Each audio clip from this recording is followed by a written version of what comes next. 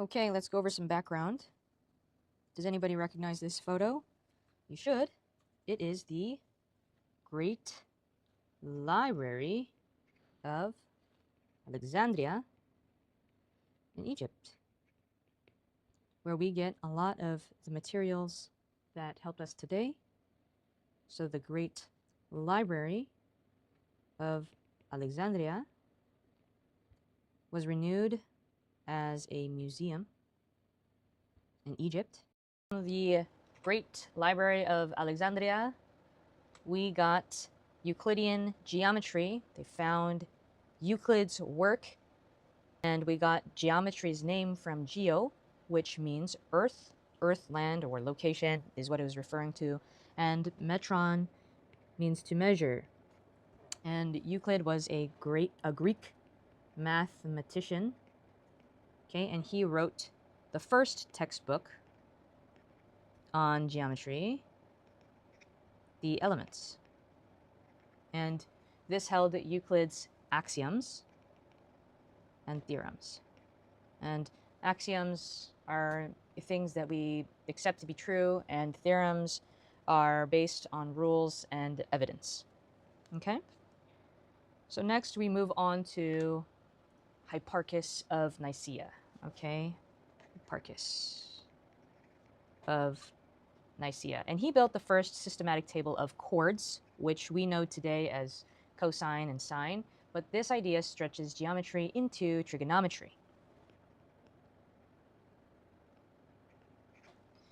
And the purpose of this was not just to develop and advance math, but it was to study the stars. So the purpose was to study the stars. Okay, so just like you see in this picture here, he was famous for meticulous star cataloging and his observational methods. And his work was found in the Great Library of Alexandria. Okay? And he was a Greek mathematician, astronomer, and astrologist. Okay? And so the story of trigonometry begins just as its name suggests, with triangles. Okay? Trigonometry gets its name from tri, which means three, gonon, which means angles, and metron, which means measure. Okay? But the reason people first cared about triangles was to understand the sky. Okay? Ancient astronomers wanted to answer the questions that they could never reach with a measuring tape. They could never reach. Okay? So how far away is the moon? How high is that star? How large is the Earth itself? Okay, and a triangle turned out to be the key. So if you know a few angles and a length, you can reason your way to the distances that you could not touch. Okay? Ptolemy, he took whose idea? Hipparchus. Okay, Hipparchus' idea, his rough tool, and made it more precise. Okay, he made it more precise. And he compiled that into Ptolemy's Almagest. Okay, which I believe means almighty, representing the heavens. Okay, the move turned trigonometry from a promising idea into the working instrument, okay, that astronomers would trust for the next 14 centuries. Isn't that cool?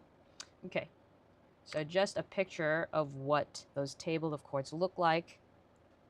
Obviously, what we use today looks a little bit different, okay? So let's get into some of the things that we use today, okay? So what does it mean for an angle to be in standard position? What does it mean? The vertex sits at the origin, okay, in the origin, and the initial side lies along the positive x-axis, okay? The terminal side, okay, where it ends, terminal means ending, okay, so the ending side, terminal side, rotates counterclockwise, okay, against the clock. That means opposite of what a normal clock would, how it would move. So counterclockwise for positive angles. I know it's funny, but that's the way that we do it. So counterclockwise for positive angles, counterclockwise for negative, okay? And so the formula there is just that the vertex is at 0, 0, and the initial side is on the positive x-axis, okay?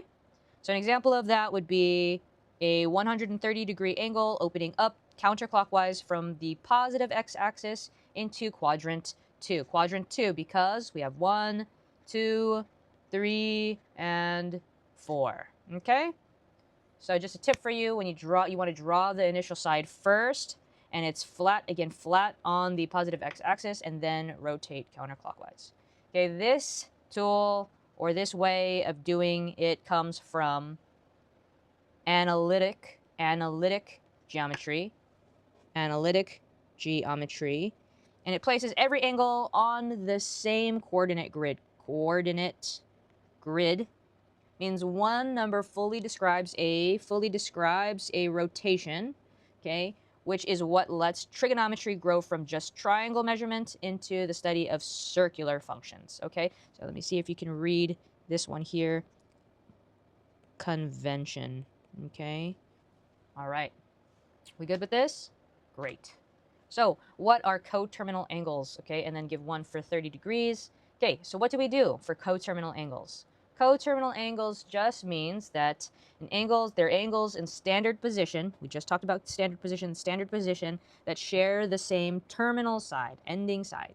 And then you want to add or subtract full rotations to find them. Okay, full rotation is 360 degrees. Okay, so you're going to add or subtract 360 degrees to find them. All right, so we have theta plus or minus 360 degrees. Okay, and we have 2 pi for radians. Okay, so here we go. All right, so then we have an example here, 30 degrees. 30 degrees plus 360 degrees equals 390 degrees, and or 30 degrees minus 360 degrees equals 330 degrees. Both are coterminal with 30 degrees. Are we good with this?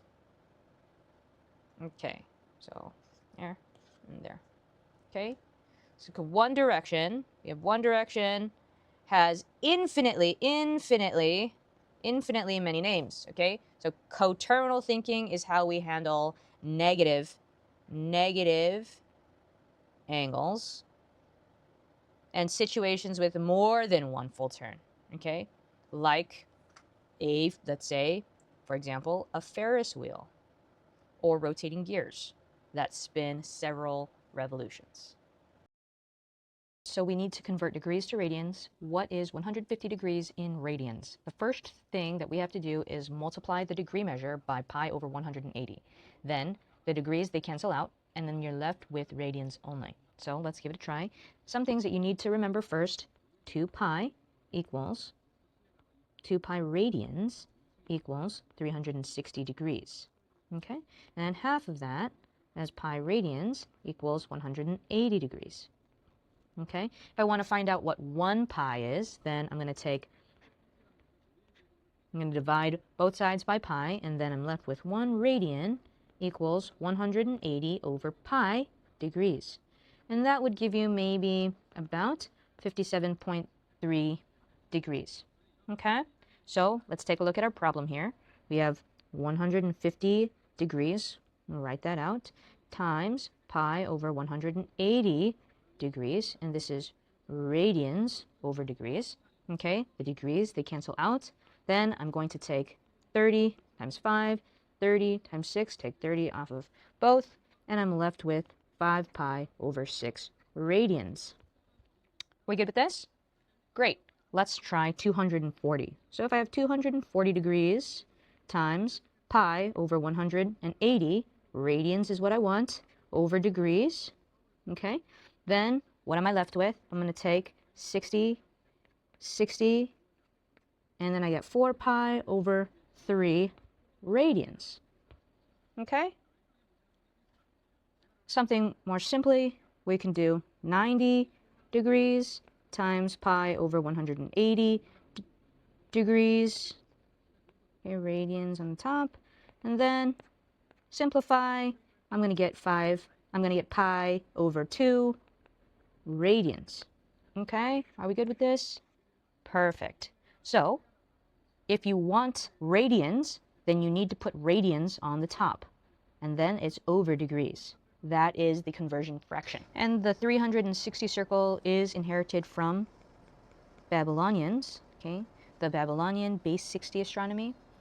And for us, we're base 10, okay? Radians are the mathematically natural unit, so they measure angle by arc length. This is arc length here, on the unit circle, okay? Which is why calculus formulas, like the derivative of sine x, only comes out clean in radians. All right, so now we have to convert radians to degrees. What is 3 pi over 4 in degrees? Okay, so we know that we need to multiply the radian measure by 180 degrees over pi. Then the pi's cancel out, leaving degrees only. So we have 180 degrees over pi. And let's write out the conversion. Okay, so radians over pi and radians. And then these cancel out, and the pi's cancel out, okay? Then 3 times 180, 540 over 4 equals 135. 135 degrees. Cool? Are we good with this? Nice. All right, so a quick check. 1 radian is about 57.3 degrees. Okay, so you can estimate that before trusting your algebra. Let's just do one more for fun. Let's do 7 pi over 6. What does that convert to? Maybe I'll write radians here. We need 180 degrees over pi radians. The radians cancel out, the pi's cancel out. Then we want to simplify. I got 210 degrees. Okay? Cool. Now, a full circle is 2 pi radians. Okay? Because the circumference of a unit circle is exactly 2 pi. And the word radian comes from radius plus angle, which was coined around 1873 by James Thomson. Before that, mathematicians simply called it a circular measure. Are we good with this? Great. We'll do one more. Okay, state the arc length formula. Find S when R equals 6 and theta equals pi over 3. So what do? Arc length equals radius times the central angle, provided that the angle is in radians. Okay, so we have S over here, and we have our theta, okay, and then we have our R, okay? And so what do? We said find S when R equals 6, and when R equals 6, and theta equals pi over 3. Okay, so then I'm just going to do 6, okay, times pi over 3 equals 2 pi, cancel, okay, and we get something like 6.28 units. All right, and this is what you should remember. Now try to do it in radians only, okay? And if it gives a strange answer, then just check that theta, that angle, was not left in degrees. Okay, so this formula is really the definition of the radian. 1 radian is the angle whose arc equals the radius. It powers real measurements, okay? Measurements from gears and pulley design to computing distances along the circles of latitude on the Earth. Okay, isn't that cool?